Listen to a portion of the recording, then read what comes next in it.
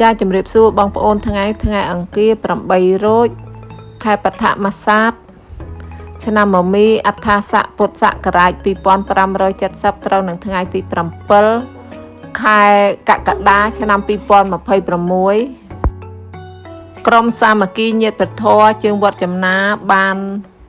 ចូលរួមកម្មវិធីចម្រើនព្រះជន្មលោកម្ចាស់គង់នៅវត្តចំណារាម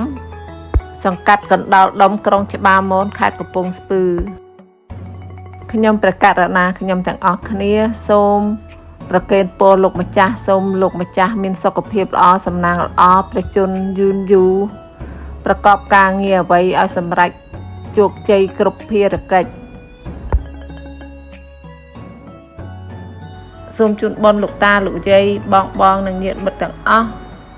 និងក្មួយកូនចៅសូមរីករាយជ្រះថ្លាអនុមោទនាបុណ្យគ្រប់គ្នាសូមសុខចម្រើនទាំងអស់គ្នា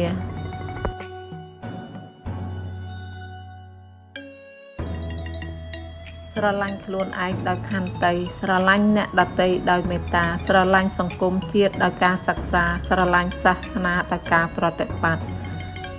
ចាជំរាបបងប្អូនពាក្យនេះខ្ញុំរៀនពីលោកម្ចាស់គ្រូហឹមប៊ុនធឿនបងប្អូនសូមអរគុណច្រើនសូមបងប្អូនរីករាយជ្រះថ្លាអនុមោទនាបុណ្យគ្រប់គ្នាបងប្អូន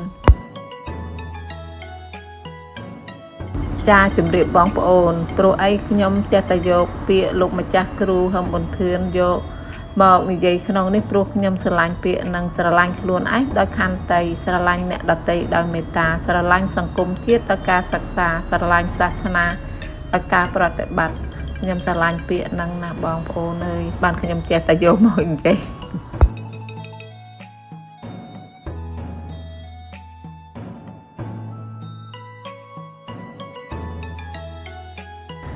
ទៀនថ្វាយដល់សង្ឃចង់ឧទ្ទិសទៀនប្រែតរួចពីឃ្លានព្រួងទៀនរំដល់ទៀនជាទេវធម៌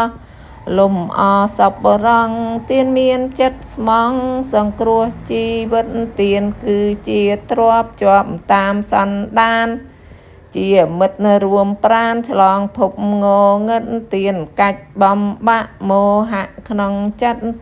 បានត្រាស់ដឹងពិតត្បិតទៀនបារមីហើយកូនប្រុសស្រីគប្បីចាំទង់គុណម្ដាយឪពុកធានាធិបតីកូនដឹងមង្គល38ជាកម្មអប្រិយផុតភ័យអបាយសេចក្តីត្រេះរិះរបស់ខ្ញុំថាតើនៅពេលណាខ្ញុំបានថ្វាយទៀន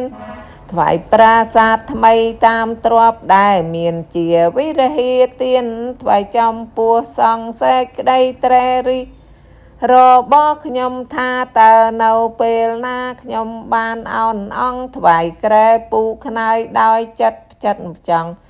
ថ្វាយចំពោះសង្ឃដែលគង់ក្នុងវត្តសេចក្តីត្រេះរិះរបស់